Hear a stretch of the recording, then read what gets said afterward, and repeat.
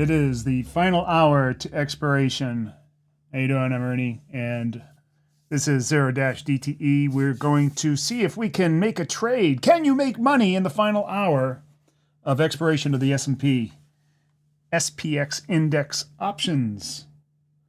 I don't know. Can you? The other day we had a pin trade that was pretty good, although the second half of this experiment has been pretty flat. We are definitely up. The first half, we're way up. So I guess all told, we're way up. So that's good. But in trading, I think a lot of people feel like if you're not continually winning, then you're losing, right? And that's not the way it is with us here. We're not continually winning. It's a totally different paradigm here.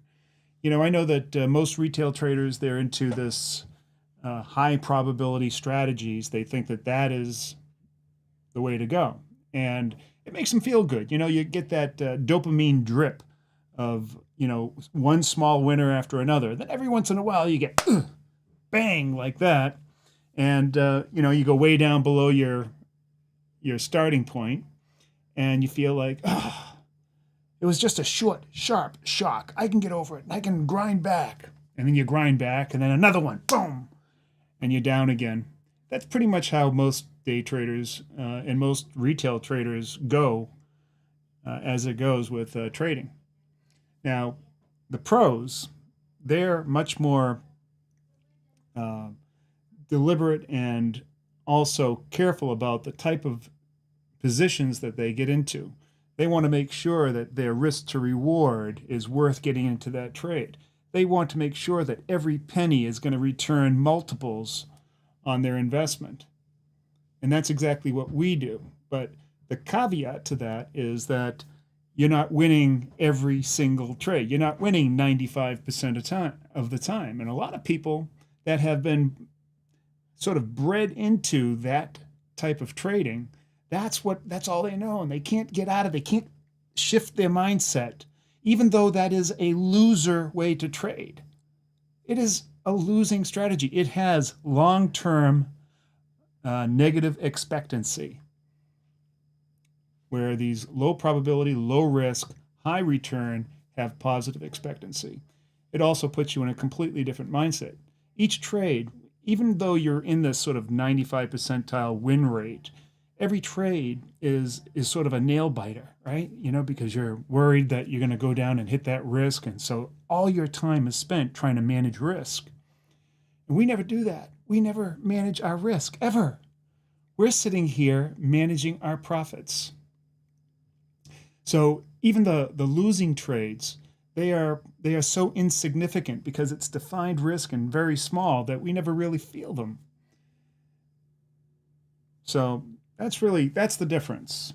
And it's definitely a mind shift for a lot of people. I know that in this service, that is probably the number one thing that I have to help traders overcome, is to get out of that old way of thinking, that narrative that you've been taught that was designed specifically for you to enrich the broker, and then think like the pro who actually works for the broker, where they're doing exactly the opposite. There are really only a couple of ways to really make money in this in the markets, and the brokers kind of have that kind of tied up. I mean, there's arbitrage, right? A pure arbitrage is where it's basically a no-lose trade, and that's essentially what a market maker does. They make money between the bid and the ask. So their service is to provide liquidity to the market, and they make an automatic profit, the difference between the bid and the ask. Beautiful. You can't lose. The way you make more money is by adding more liquidity to the market. You increase your volume. You can make as much as you want. And that, that's basically how they profit. That's how the broker profits. The broker profits even more, though, from commissions and transactions. So the more transactions that you supply that broker, the more money that they make. And they want you to trade a lot. They want you to trade these high probability strategies because you end up putting in a lot of transactions. That's perfect for the broker. They make all that money. They don't care if you blow up an account because they know that you have this, I don't know, Stockholm syndrome mentality that you're going to come back for more. You know, it must have been your fault. So come back for more punishment. And yeah.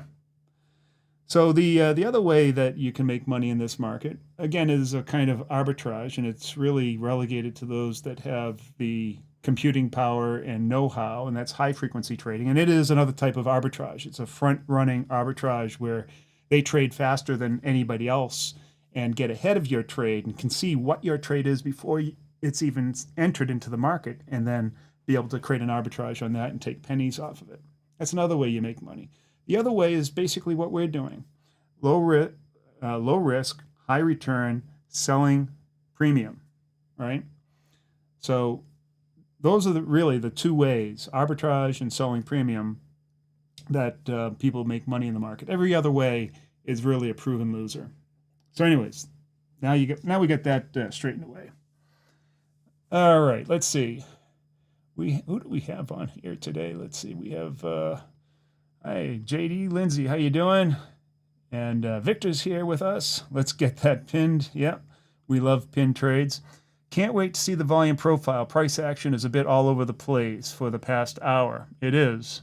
Yeah, I don't understand what the bullishness is about right now. So it is kind of crazy. The markets right now are going through this little bullish spurt. Makes no sense whatsoever. There's nothing to be bullish about at all. But it's noise. It's just noise. All right. Let's finish Friday strong. Okay. Let's see what the markets have for us. And we'll go to the charts. All right. So this is my spread right now. I'm just outside of profitability. Came back. We had this little bullish run for the vast majority of the day. We're running right down the middle of this strategy, which would give us a max profit. And then we kind of ran out of it and ran up this way. So really not sure what this is all about. I mean, all the news is negative. Everything's negative. Everything's going to hell. And everyone knows that's where it's going. So this might be like a little last hurrah or something. But overall, the market is down today, and it's down pretty good. So I expect that this will regress and come back down, and either by the end of the market or afterwards. And we're going to continue down. We're going to hit those lows of this bear market, and we're going to continue further down from there. That's my prediction. I mean, my prediction isn't anything different than anything else that you hear out there. I think everybody has come to this conclusion that that's where we're going. And even Jerome Powell has told us we're about to experience some major pain. So I look at this as just sort of a little last spurt, or I don't know what you would call this. Gasping for breath. All right.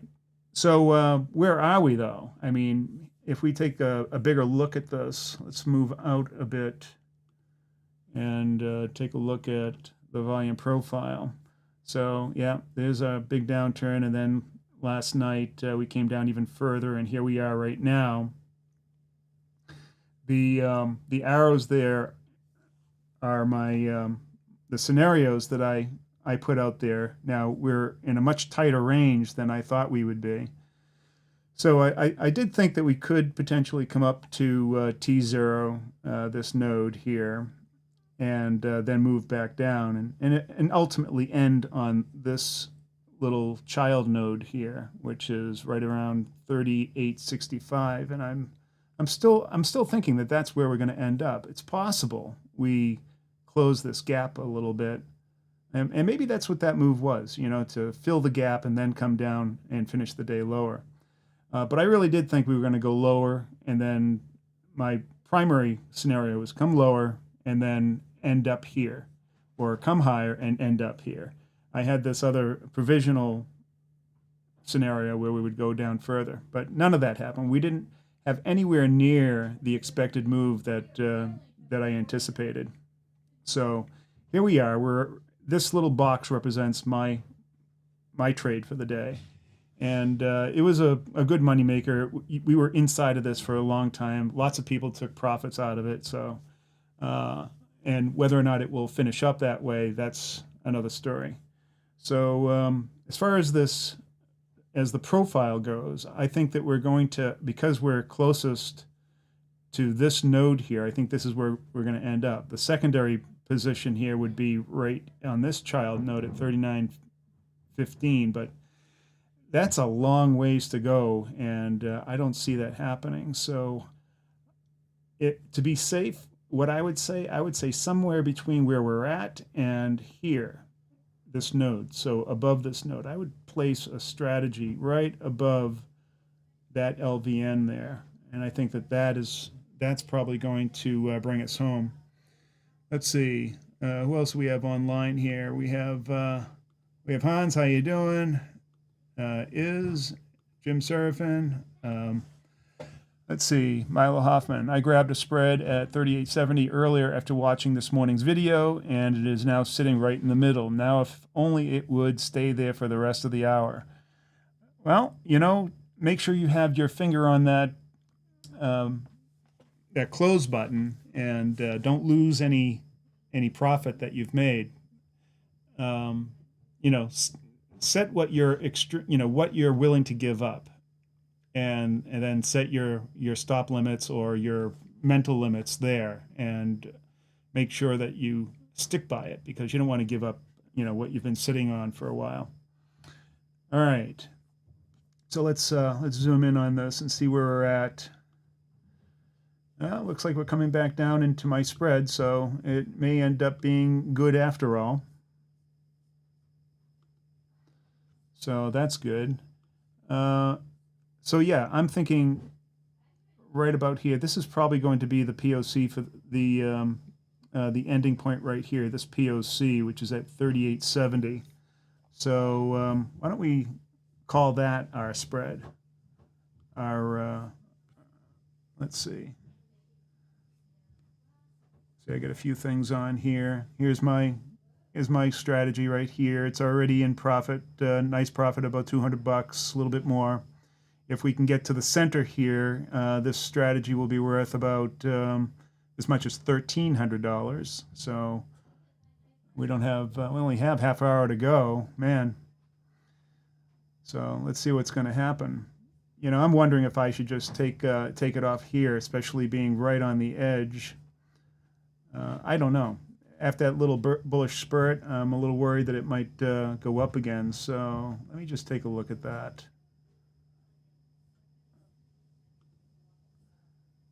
I don't know. It looks like we're still coming down. So look, if I'm willing to put on a end of day trade right here, why not just hold on to this strategy? It's started to come down, but it's just stopped. Come on. All right.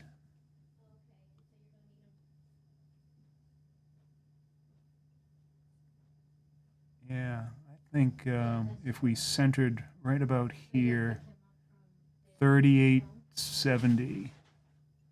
Let's do that. That's going to be the trade that I'm going to try out here.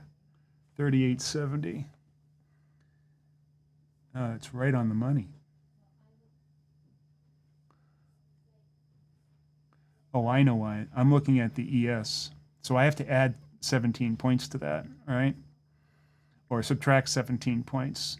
So 38, or 15, let's say 15 points. So that's really 38.55.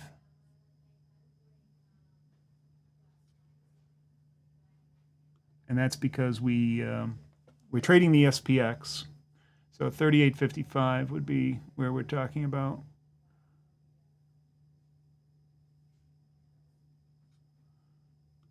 See how that looks.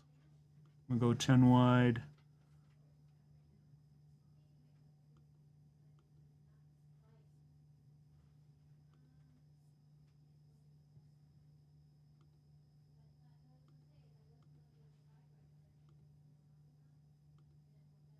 What's that going to cost us? 210.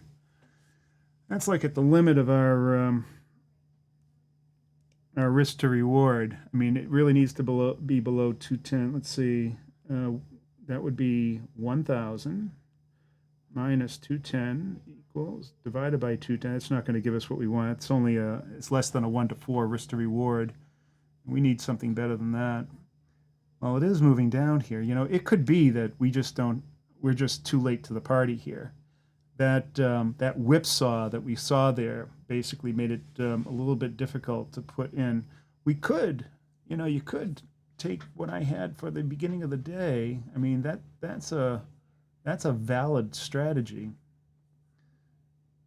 So let's see what that is.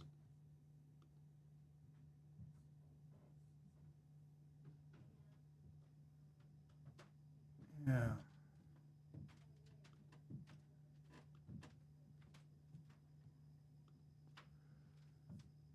So 38.50.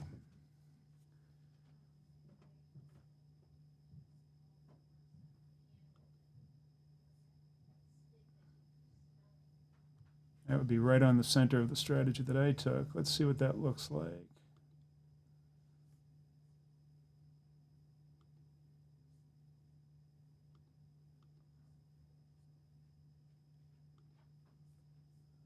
Let's get rid of that guy.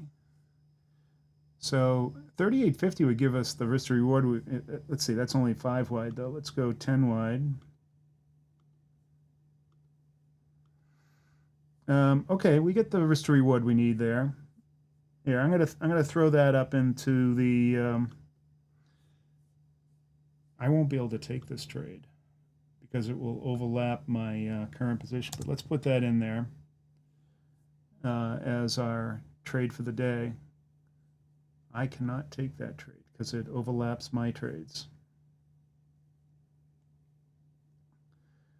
But we'll track that. I think that my trade is a 38.50 centered as well, but it's much wider than 10, so it's 20 wide. So I'm looking at that as that's as good a target as any. That was my ultimate target for the day. So why not make it for the end of the day? Can you do it on the ES? Yeah, I could. That's a good point.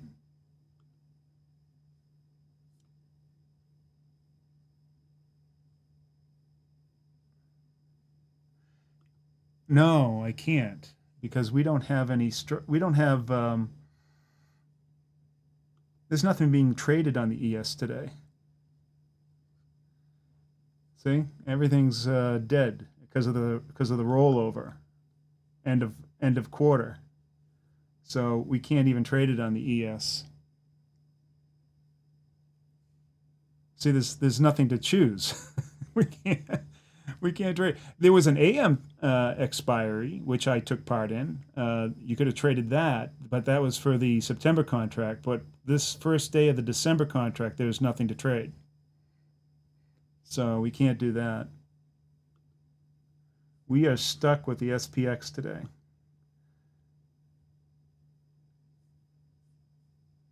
And I think this will work out. I mean, that's what I put out there. It's still a halfway decent price. What price did I put it out at? At $1.65. It's already $1.80.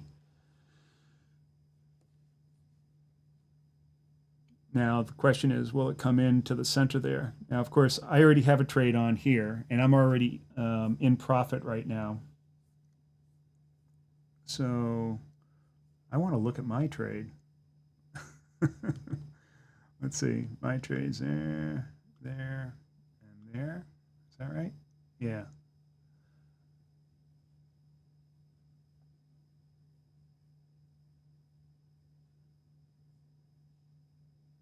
Is that right?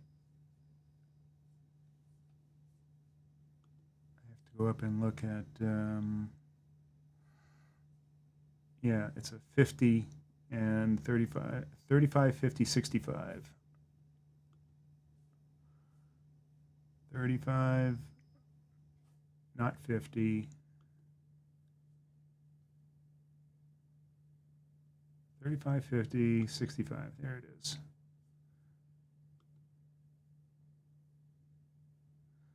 All right, so I'm like right on the edge.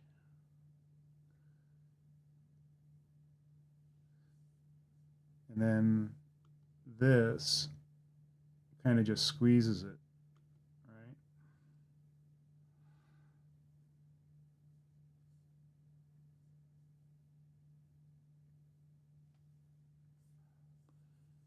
right? Are we going to come down?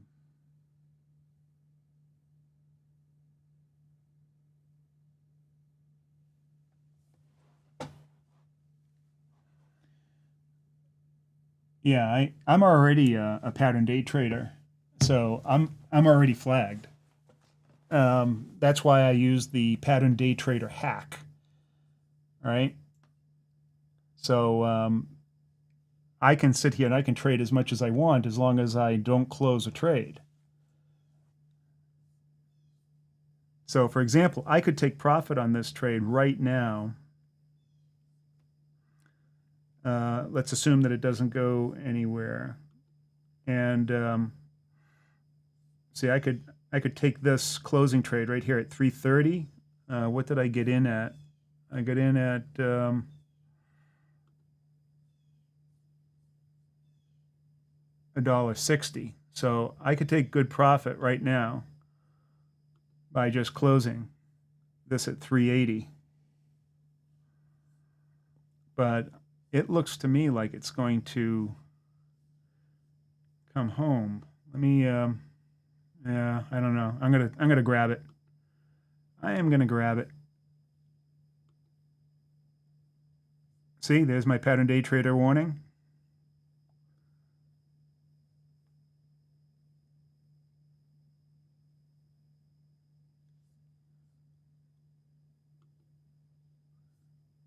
It's working. Might have to take less.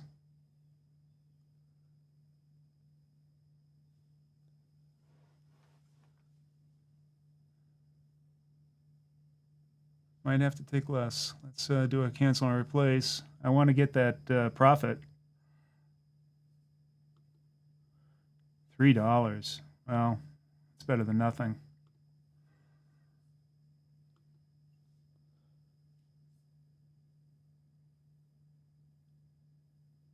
Is it going to get it? Is it going to do it?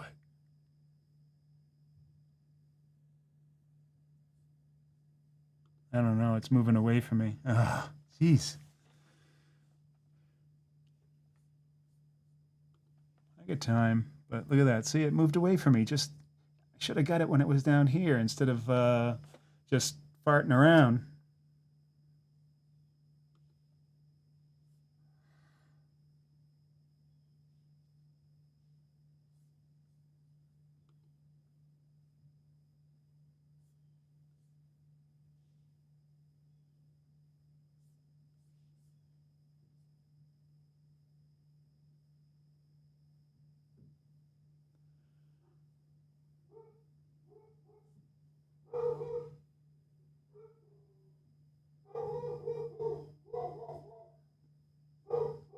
Who is that doggy barking at?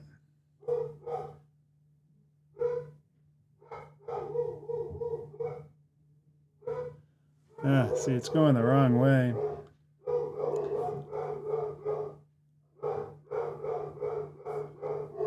That's horrible. Oh well, I'm gonna probably have to eat it.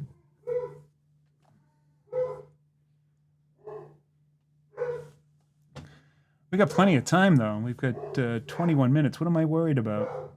Let's just let's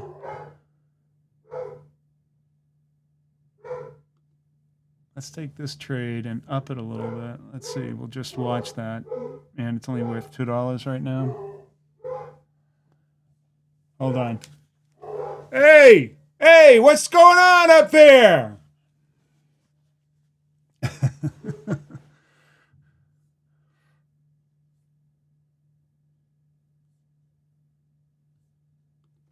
Oh, geez, it's just going the wrong way. What the hell? I really thought that it was going to come back down and then nail it for us. No, it's not the mailman. It's probably a delivery man. Our mailbox is like 200, more than 200 feet away from the house. So what's this bullishness crap? totally ruined my day.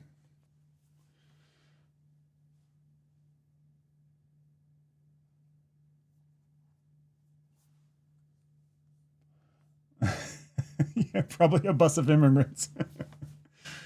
Yeah, that's been all the news here in at Martha's Vineyard this the past few days.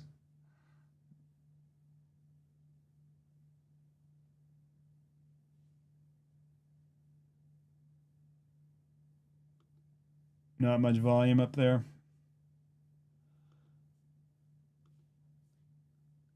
You know, it still has a chance to come back here. I mean, what I should do is I should just take the trade off, you know, the closing trade off, just cancel it and say, "Heh, if you come down and I make money, cool."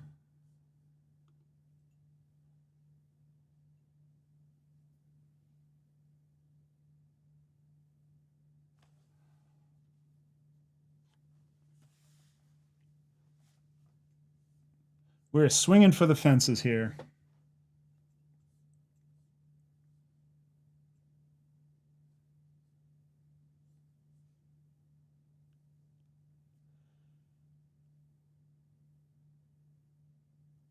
Yeah, I don't know. I think it's going to be a strikeout. I just don't get why bullish today. I mean, why bullish at the end of this day? What is that? What's all that about?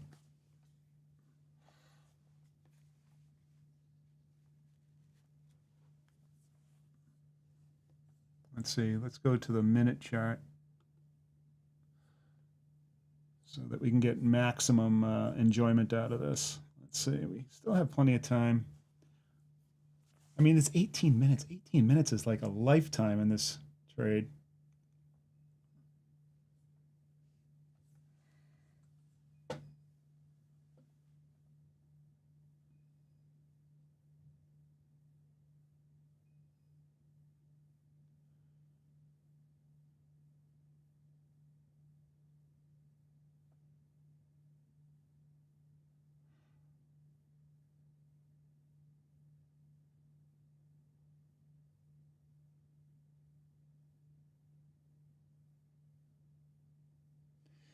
Now, yesterday I got out of the trade, and the last minute it came all the way up and pinned. The very last minute it came all the way back and pinned. We were completely out of that trade. You remember that? Let's see if we can go back to that, and I'll show you that. That was just nuts.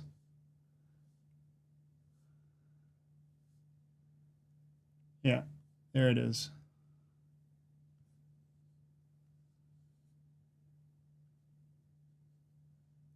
All right. The very last minute, right there. It's hard to see. We were zoomed in, but we were we were out, and then it came all the way up to. Oh, it wasn't on the ES. It was on the SPX, right?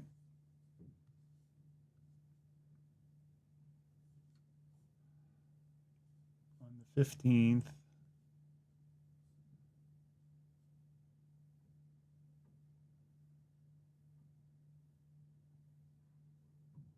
Yeah, right there.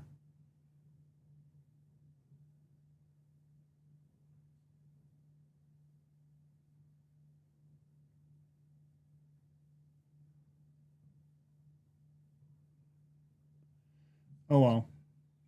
Let's see what happens.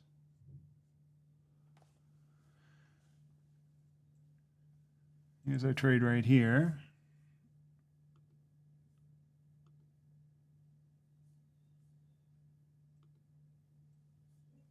Going to give it another shot.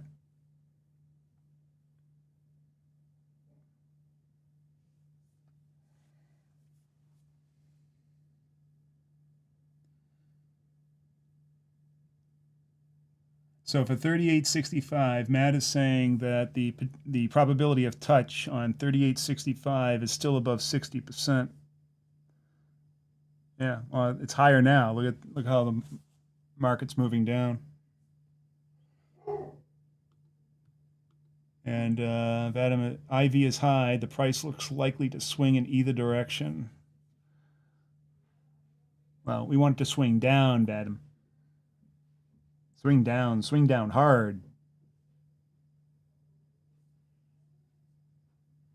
Yeah, Matt says now the probability touches 85%.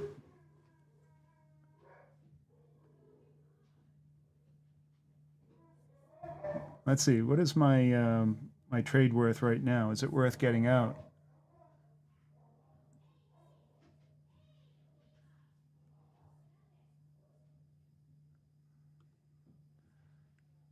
All right.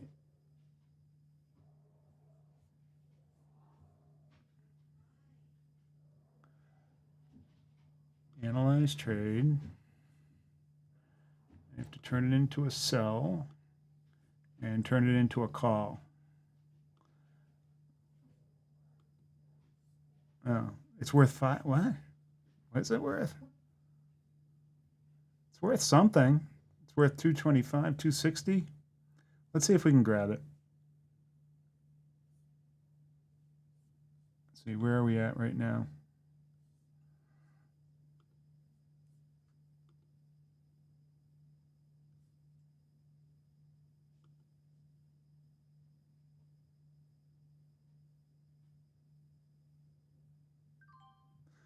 Ah, I got it. So I made myself 120 bucks. All right.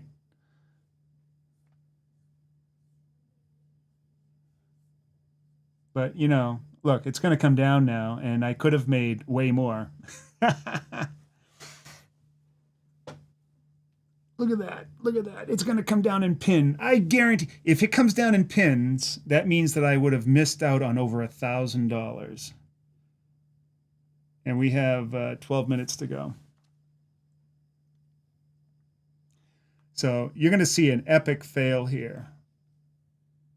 I just got out for, I don't know, $150 profit or something like that. And if it comes down to right here to 38.50, that will be a miss of $1,000. See, now I'm rooting for it not to come down.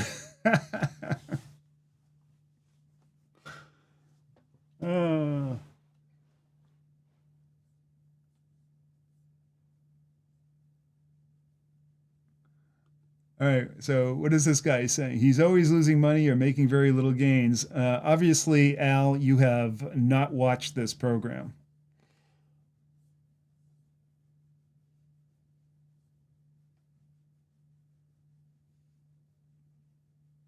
So let me just show you in the just trading one position in the last 75 trades, what I'm doing. Let's see, I'll bring it up for you.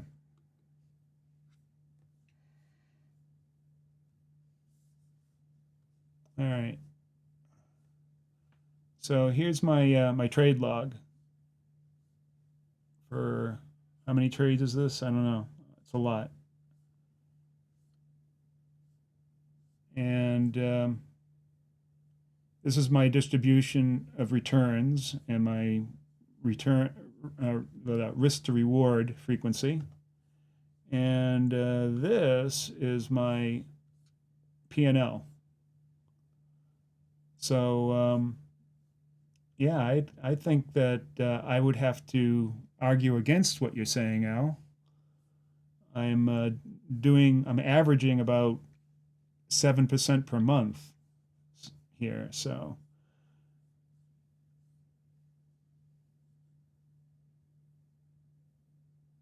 let's see. Let's go back to here and see where we're at. Ah, look at it. It's just going nuts.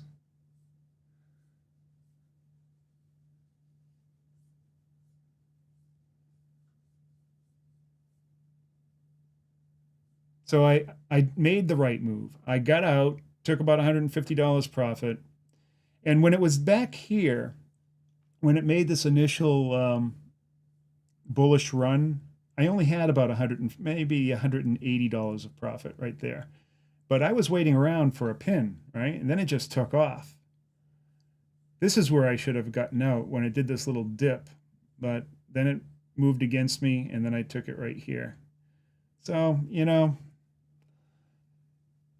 let's see. I risked $160. I made, let's see, what did I make? I made, looks like 140, 130.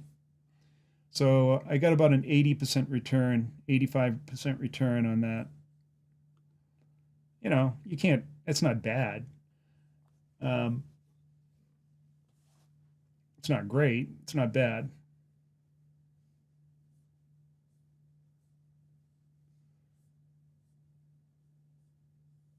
So, it moves the needle up, keeps on moving it up. So I get to, I don't know, I don't think that gets me to a new high though. Let's see, where does that bring me? About $80. Let's see. I'm at 26,880, and my high right now is at I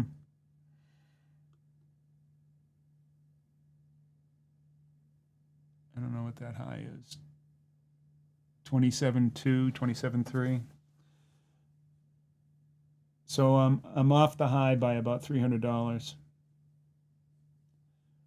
I was really hoping for a pin today so I could make that next leap up, but it's not in the cards. Yeah, and this trade. Now I couldn't take this this trade. I hope nobody else took it. But this is an experimental trade, as you all know if you've been watching this. This is an experimental trade that we do at the end of the day. The purpose of the trade, I committed to doing 100 of these trades. This is number 87, and we split it up into two halves. For the first 50 and then the second 50. The first 50 was off the hook good. I don't know. I'm not sure exactly what the end result was, but I think we were up, I don't know, a couple $1,000s or something like that. And then the second half, which we are into that next 50, we're 37 trades into that next 50. I didn't take a trade here, so I guess that's no loss. It's a non-trade, but I did call the trade. And so I'm going to count that as a trade. And so we'll take that off of the total. So I think we're up about $300 now on this second half. That's nothing to write home about, but it's not losing. And we'll see what happens when we get to the end. This is trading super small, by the way. Super small.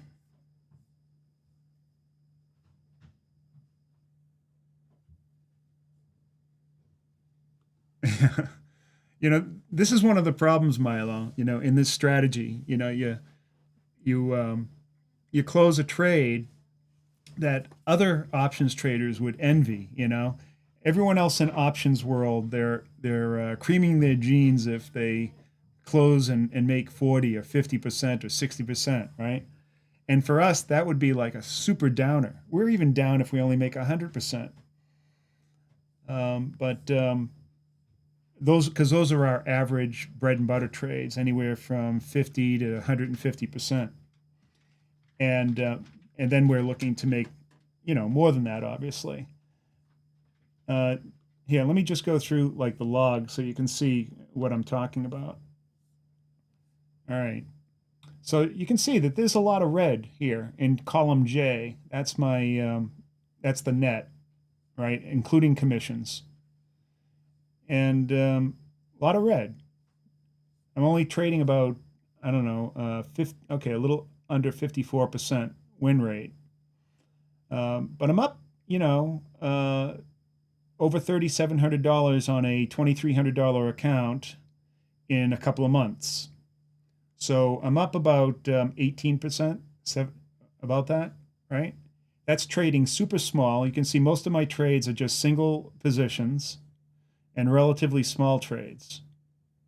I've been trading the E mini S&P, the SPX, and occasionally I'll trade the X. What do they call it? The XSP. Yeah, the XSP here. Here's a couple of XSP trades. And let's take a look at the returns. So the percent returns here, most of them, 29, 60, 80, there's 100% loss, but it's not a huge loss. Up 370% on that one, 253, 238. This one's up 226. Here's a series of losers in a row, 100% losses.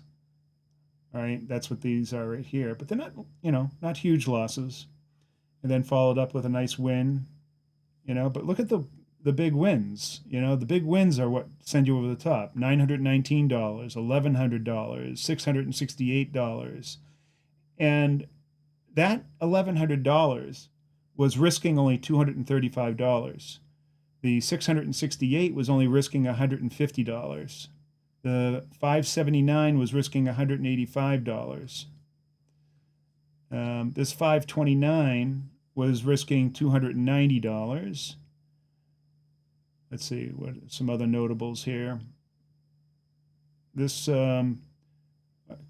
here's 3 good trades in a row: 364, 399, and 324.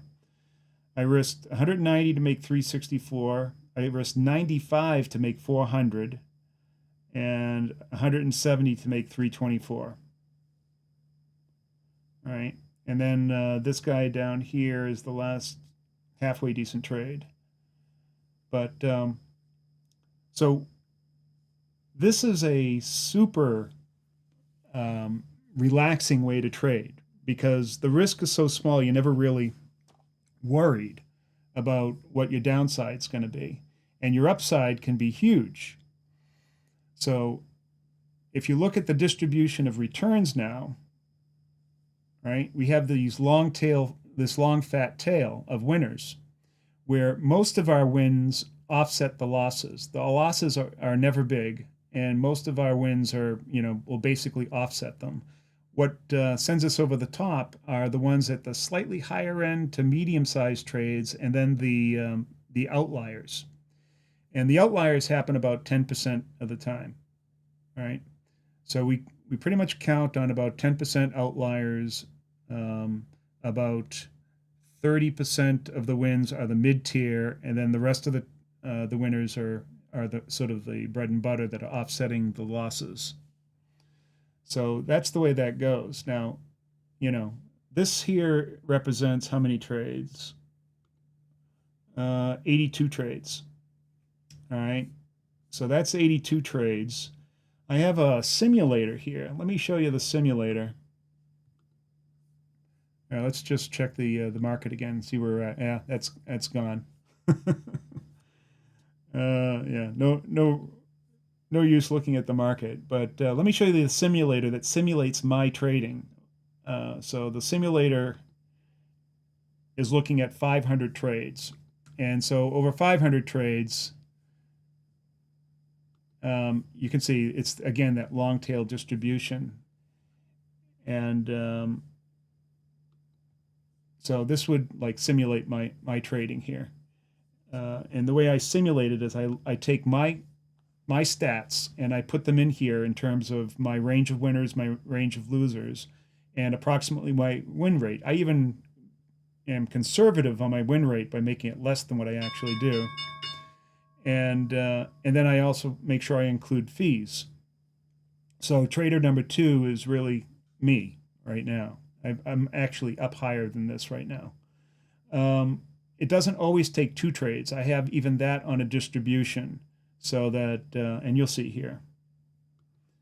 So you can see over here that I'm not always taking 2 trades, taking 1 trade and 2 trades, mostly 1 trade, all right? But this is simulating 500 trades. And it's pretty accurate, right? So sometimes you go sideways, sometimes you go up, sometimes you have drawdowns. But over the course of 2 years, which this would be simulating, or almost 2 years, it basically doubles your account, which means that you'd be making about 50% a year. or close to it, 40%. Now, if I were to recalculate and create another instance of it, we can see different, potential things. Now, this would obviously be a bad run, but that happens very rarely. Usually it's something like that, right? So if I were to do this, like 100 times, then I would start getting what I would rationally expect over the course of my trading, if I trade to my discipline. And generally it comes out after starting at my trading size with trading, very small, coming out to about a little bit better than a double, right? Over 500 trades. So that's trading that with those parameters, exactly what I'm trading now.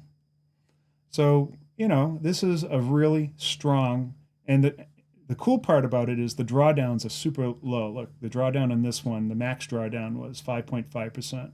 My drawdown right now, max so far, is under 3%. So here's my max drawdown right here. It's 2.98%, and that was right here. That was this little dip right there. That little dip right there. That was my max drawdown. I am currently in a drawdown of about 1% from the high. So the drawdowns are always small, really small. According to the simulator, now here's an instance where there was a drawdown up to 7.4%. I'm not sure where that happened. Looks like it happened right at the beginning here. This little dip here was 7.4%. And then another one right here. But, you look at this, it ended up really well, but it was kind of sideways and choppy for a while. You just got to stick with it. Now, here's an instance that did really well. Another instance that did very well. Now this one, huge drawdown, and it didn't really produce very well. But this is kind of like the minority of case, that So there you go. And this simulator is actually, like I said, a little bit conservative from what I'm actually doing. So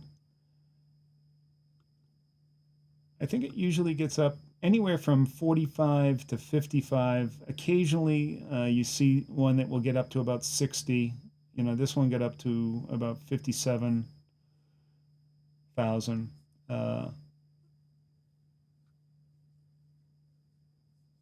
So there you go. That's the simulator that's simulating what I am doing right now.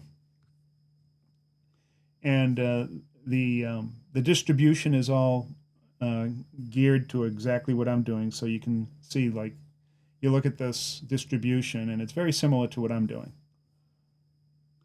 So that's how I know that it's doing it the right way. So you look at it, and this one doesn't even have some of the big trades that I've had.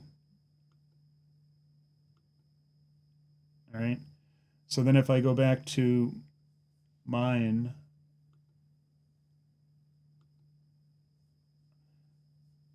and look at my distribution,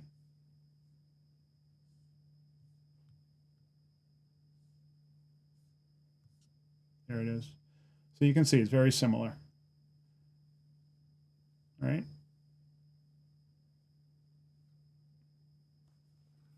It seems that the simulator actually has more losses than I actually have. So it's actually, like I said, I set it up so it's conservative. So anyways, there's your strategy. All right. Let's see. Aaron says, Oh, yes, congratulations, Milo. It was great work. I mean, today was a day that would have been hard not to make profit unless you held on to the very end. And which I almost did, to tell you the truth. But I get out with okay. It looked so good today, too. It really looked really, really good for the most of the day. Let's see if we can go back to the chart here. I mean, here's the spread that I was in, and for almost the entire day, we're sitting right inside and vacillating around the middle, right? And then all of a sudden, at about 2:30, it decides to go up, and then moves outside of the profit tent. This is where I should have gotten back in, right there. That would have given me probably a $300 return, but instead I held on and I got out right here in enough time. So that's okay. It's the weekend. It was a winning week for the most part. Let's see if that's true. Let's look at my returns for the past week. So Monday, here's Monday. Was a $79 winner. Tuesday, small win, $16.50. I did mostly ES. This last one was SPX. $6 loss, $36 loss, $51 winner, $191 winner, $41 winner, and then this one will be about $130. So not bad. So let's add that up. So here we have about 92, 140, 240, 330. Add that to 370, and then mine is 470 plus 30 is about 500. So 500 minus 42. So about $450 profit this week. That's not bad. Not bad. And then trading the ES. The ES is tough to trade because it has huge commissions. If you look up here, I have the commissions for ES set to $21. That's a round trip trade. So every trade that I make on the ES, after my gross, I have to subtract $21 for every contract. So that gives you an idea. You know, the actual returns were better, but then when you take into commission into consideration, it really drew it down. So $21 on 1, 2, 3, 4, 5, 6, 7, $140 worth of commissions. That's a lot. Yeah, $140 worth of commissions. Now on the SPX, had I traded just the SPX, that would have been only $6 per. Right? No, that's not true. Actually, Interactive Broker is much cheaper than Thinkorswim. I think that they're probably half the price for futures, options on futures. Maybe even less. So yeah, Interactive Broker is much better. But the point here is that, you know, just trading a single contract, I don't think I ever put at risk more than $200 on any single trade.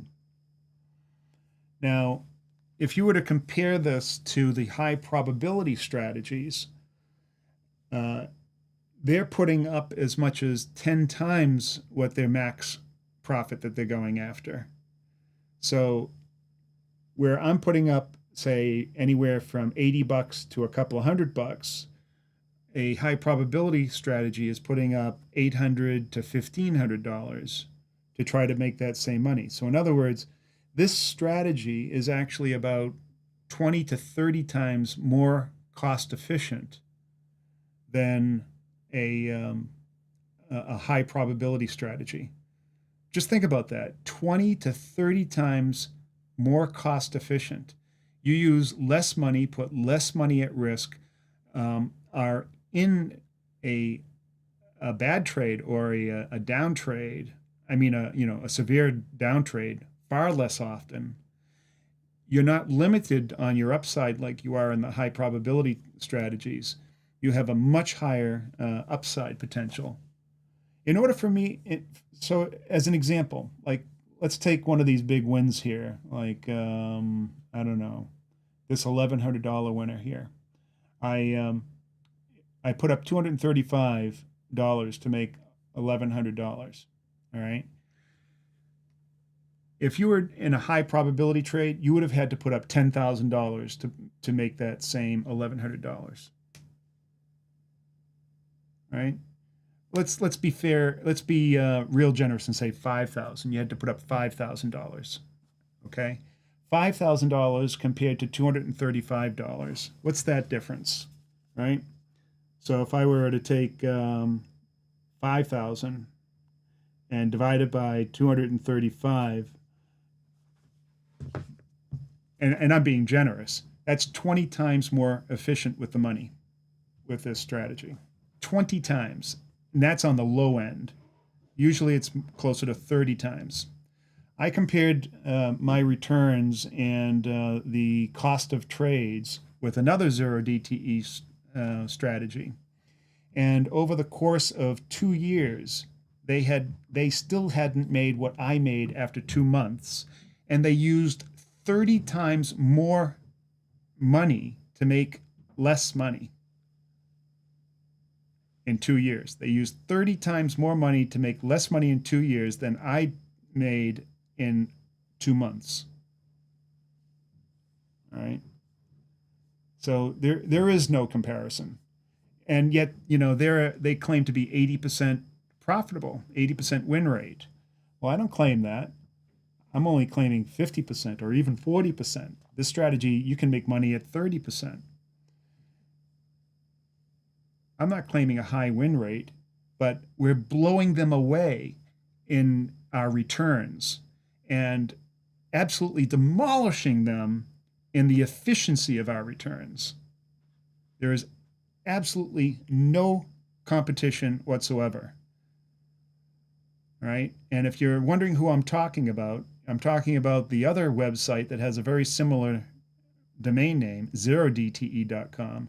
We're zero-dte.com. Zero dash. You need that dash, otherwise you got trash. That's the way I look at it. And I'm sorry for being, I guess that's like overly competitive or maybe a little bit predatory or whatever. You know, this is your money. Your money, you should have reverence for your money. And when you're putting your money on the line, you want to make sure it's working for you at maximum efficiency. And this strategy is what does that. This strategy produces maximum efficiency.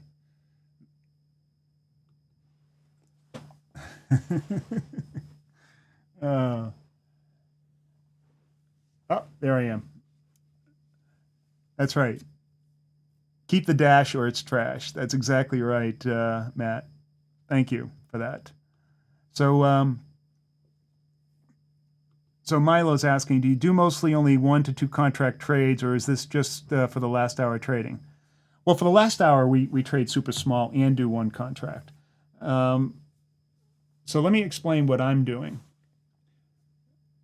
The service has been around for about 1.5 years. The first year, I wanted to show that you could take a small account and grow it, right? So I started with a $3,000 account, and I showed that just trading the E-mini S&P, you could take that and grow it. And I turned 3,000 in 9 months into 9,000. So now for the second half, I've decided to start with a slightly larger account, and that's $23,000 I started with.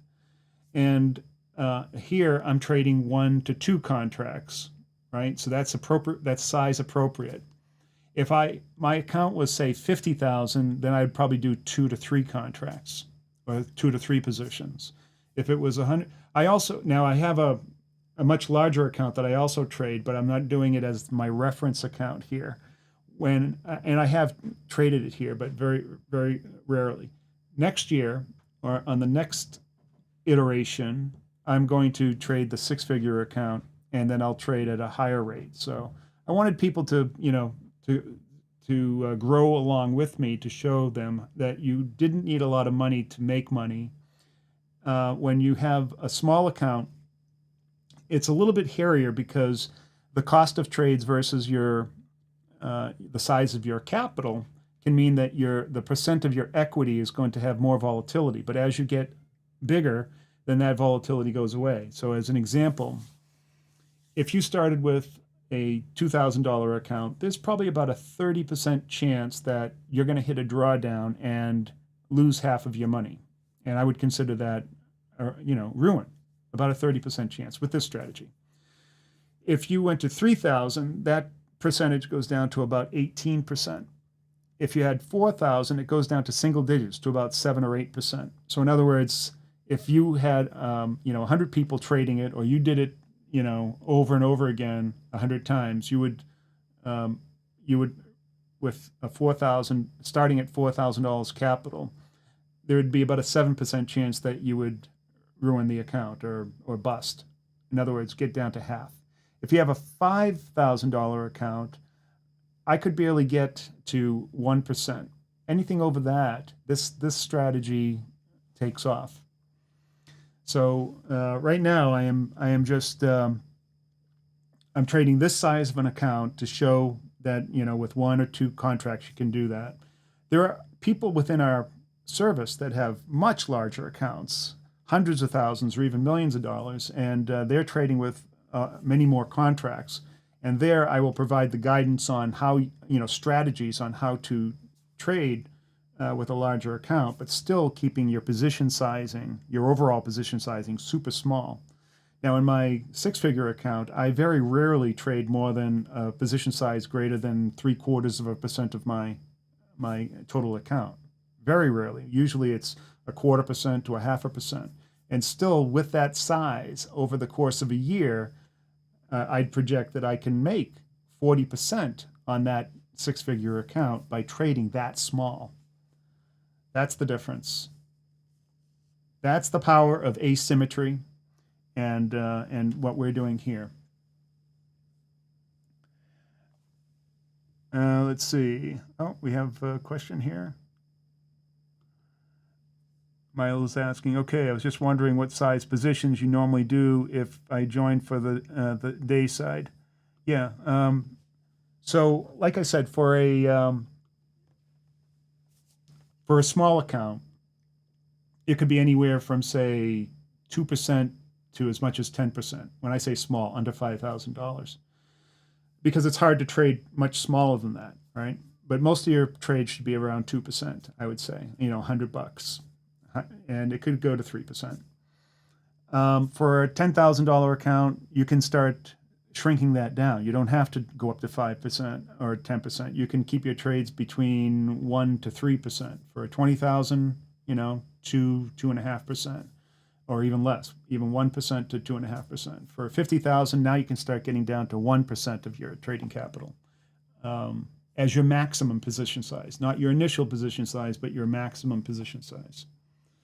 So you can do really, really well. And what I would recommend is that, let's say that's your trading capital, and you say, well, what do I do with all the other capital that's just sort of sitting around?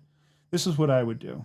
I would take 10% of it and trade as if you had that size with those position sizes that I'm talking about, and then take the other 90% and then go to treasurydirect.gov and put it into short-term notes and bills, right? They're making about 4% right now. Where are you going to, what account do you, and it will be liquid, right? You turn it over every few weeks or every couple of months and replenish your account, and you're at least guaranteed a rate of return. Now, right now, it may not keep up with inflation, but it's certainly a lot better than putting it into a money market fund or a checking account where you're going to get 0.5% or less. So that's what you can make some investments with it, put it into hard assets. This is not financial advice. I'm just saying what I do. This is what I do. I put it into treasuries, and right now I am buying hard assets like gold. And I think gold may go down a little bit further, but that's what I'm going to do. Gold, and then pre-1933 gold. So, and then trade with the other 10 or 15%. I think that's the way to go. It's super safe. You're virtually guaranteed, unless you totally screw up, you're virtually guaranteed a positive outcome, and you're never in that anxiety state, because this type of trading is super serene. I mean, you're never biting your nails because you're not risking enough to make to feel that way.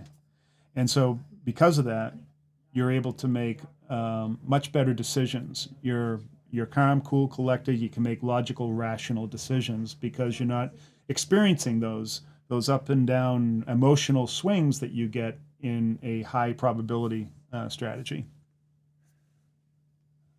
All right, so that's it. That's it for today. Thank you very much. Let's see, we've got another question. Where do I buy my precious metals? I go to Money Metals.